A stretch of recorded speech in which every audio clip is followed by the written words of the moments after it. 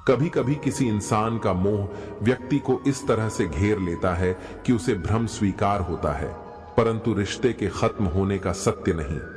प्रकृति के प्रति जागृत होना सीखिए। अगर आप ये नहीं सीखते तो प्रकृति आपको बहुत क्रूरता से सिखाएगी।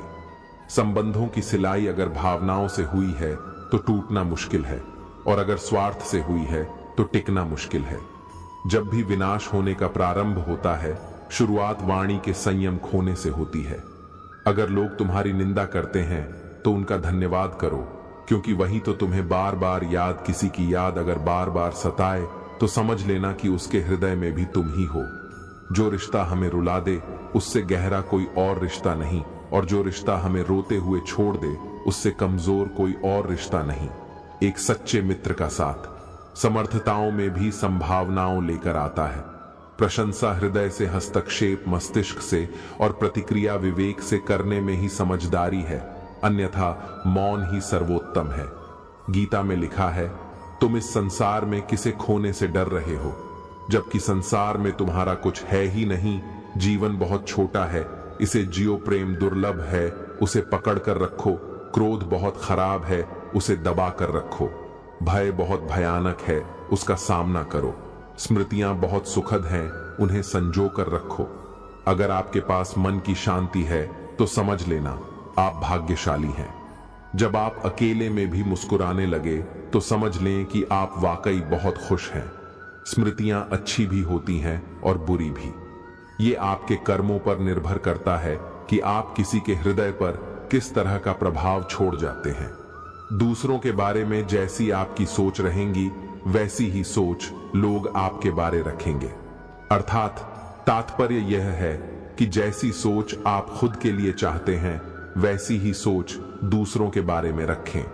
अपने शब्दों को सुंदर रखिए, क्योंकि व्यक्ति चले जाते हैं परंतु उनके कहे शब्द रह जाते हैं। सत्य कभी दावा नहीं करता कि मैं सत्य हूं, किंतु झूठ हमेशा दावा करता है कि केवल मैं ही सत्य हूं।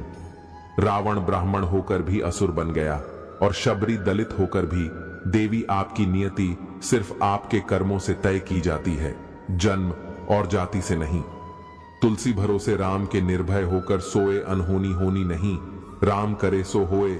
श्री राम ने बहुत से बलिदान देकर प्रजा को संतुष्ट करना चाहा, लेकिन प्रजा संतुष्ट नहीं हुई। सीख लोगों को खुश करने के लिए अपनों को दुख मत दो। प्यार में ताकत है दुनिया को झुकाने की, वरना क्या आवश्यकता थी। श्री राम को झूठे बैर खाने की त्याग दी। सब खुशियां पिता का मान रखने के लिए राम जी ने बहुत कुछ खोया श्री राम बनने के लिए। दोस्तों, याद रखना, माँ तो 9 महीने बच्चे को पालती है, लेकिन बाप जिंदगी भर बच्चे को पालता है।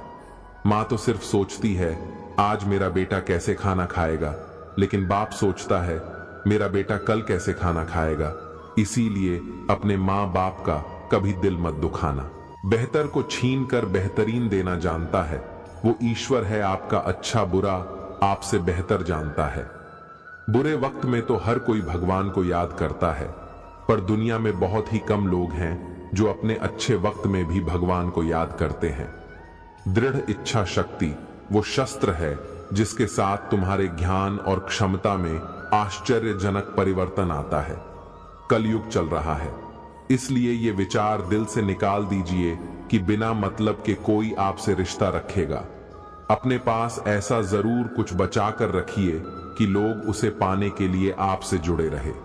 खुद को खाली मत होने देना, क्योंकि लोग खाली चीजों को कचरे के डिब्बे में डाल देते हैं। ज्यादा खुश होने पर और ज्यादा दुखी होने पर निर्णय नहीं लेना चाहिए, क्योंकि ये दोनों परिस्थितियां आपको सही निर्णय नहीं लेने देती हैं। जो आपसे जलते हैं उनसे घृणा मत कीजिए, क्योंकि यही तो वो लोग हैं जो ये स्वीकार कर चुके हैं कि आप उनसे बेहतर हैं। किसी को डर है कि भगवान देख रहे हैं, और किसी को विश्वास है कि भगवान देख रहे हैं। जो व्यक्ति स्पष्ट साफ सीधी बात करता है उसकी वाणी तीव्र एवं कठोर होती जरूर है, लेकिन ऐसा व्यक्ति कभी किसी से छल नहीं करता। आंख में पड़ा हुआ तिनका पैर में छुभा हुआ और रुई में दबी हुई आग से भी ज्यादा भयानक है।